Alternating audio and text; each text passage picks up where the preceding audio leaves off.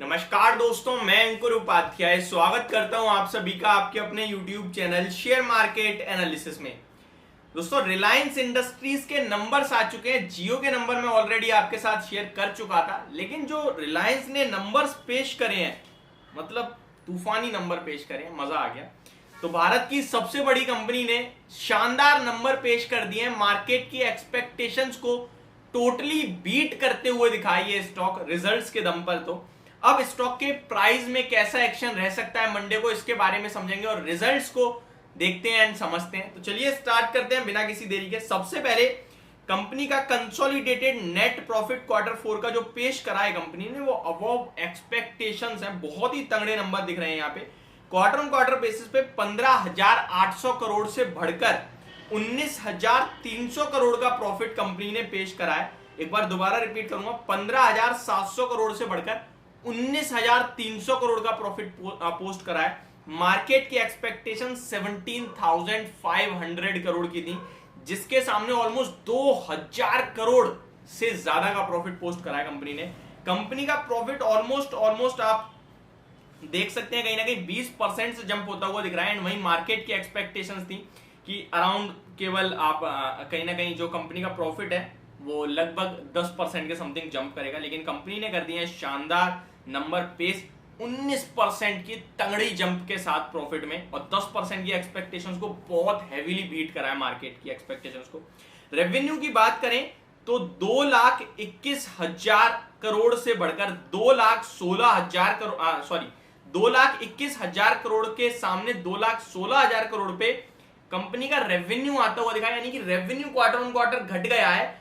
ये इंटरेस्टिंग है, रेवेन्यू घटा है और रेवेन्यू की जो एक्सपेक्टेशंस थी घटने की थी 2,16,000 करोड़ की अनुमान था बाजार का, लेकिन उसके सामने जो कंपनी ने पेश करा है वो 2,16,000 ही करा है exactly.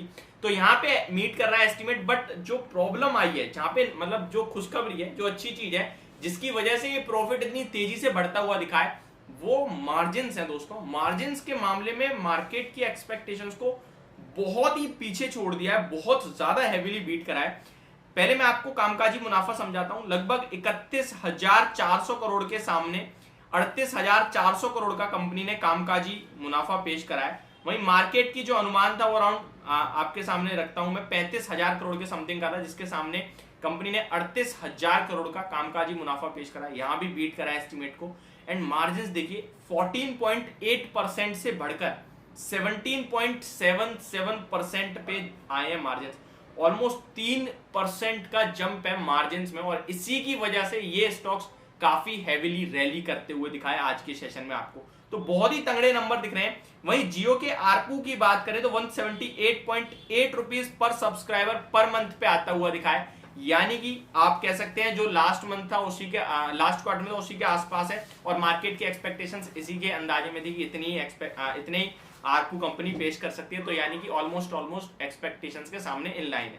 Company says net debt 1.1 trillion rupees as on March 31, यानी कि 1,10,000 करोड़ का अभी भी इन पे नेट डेट है। Cash and cash equivalents to 2.04, यानी 2,04,000 करोड़ का कंपनी के पास कैश एंड कैश इक्विवेलेंट्स है। तो मतलब कोई इशू नहीं है यहाँ भी।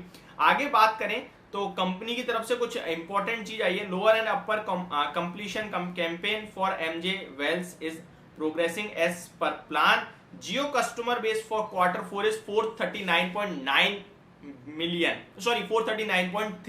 मिलियन, और एक्सपेक्टेशन थी 431 की। तो ये भी एक्सपेक्टेशंस के सामने अच्छा ही आता हुआ दिखा है। तो ओवरऑल मुझे ये नंबर बहुत ही तगड़े और बहुत ही शानदार दिख रहे हैं। हर एक जगह मार्केट के एक्सपेक्टेशंस को बीट करा है। शॉर्ट में बात करें बाकी के बिजनेसेस में, तो जो रिलायंस का रिटेल बिजनेस है वो 13% से बढ़ता हुआ दिखा है। अनुमान भी यही था कि रिटेल बिजनेस बढ़ेगा और ऑयल टू केमिकल बढ़ता हुआ दिखेगा, लेकिन आपके लिए जियो इनलाइन रहेगा।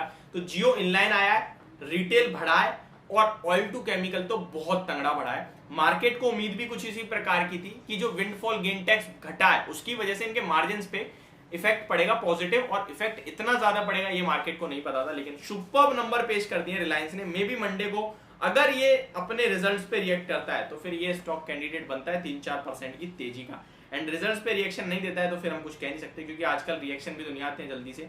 रिलायंस के स्टॉक की बात करें तो एक बैंड में फंसा हुआ है, लगभग एग्जैक्टली लोअर लेवल की बात करूं तो 2320 से लेकर 2300 के समथिंग का एक स्ट्रॉन्ग बेस और सपोर्ट है स्टॉक में। वहीं रेजिस्टेंस की बात करें तो लगभग 2420 का रेजिस्टेंस है, जो कि 8 मार्च का हाई है। वहीं से गिरावट आई थी 2200 रुपए तक, स्टॉक नीचे में आता हुआ दिखा था। लॉन्ग टर्म पोर्टफोलियो के हिसाब से मैंने इस स्टॉक को 2200 रुपए पे भी आपके साथ शेयर करा था और कहा था नेक्स्ट इंस्टॉलमेंट हमें 2080 के आसपास अगर गिर के आता है तो डालनी है, बट वहां तक गिरा नहीं, रिबाउंड कर गया है। यही कहूंगा, बने रहिए लॉन्ग टर्म पोर्टफोलियो के हिसाब से। रिलायंस पे भरोसा नहीं होगा तो फिर कहां होगा, बने रहिए, कोई इशू नहीं है। लेकिन रिजल्ट सुपर पेश कर दिए कंपनी ने। तो यदि मेरी तरफ से आपके लिए वीडियो होगा, आपको सब कुछ क्लियरली समझ में आ गया होगा। Thank you so much for watching this video. Have a great day guys.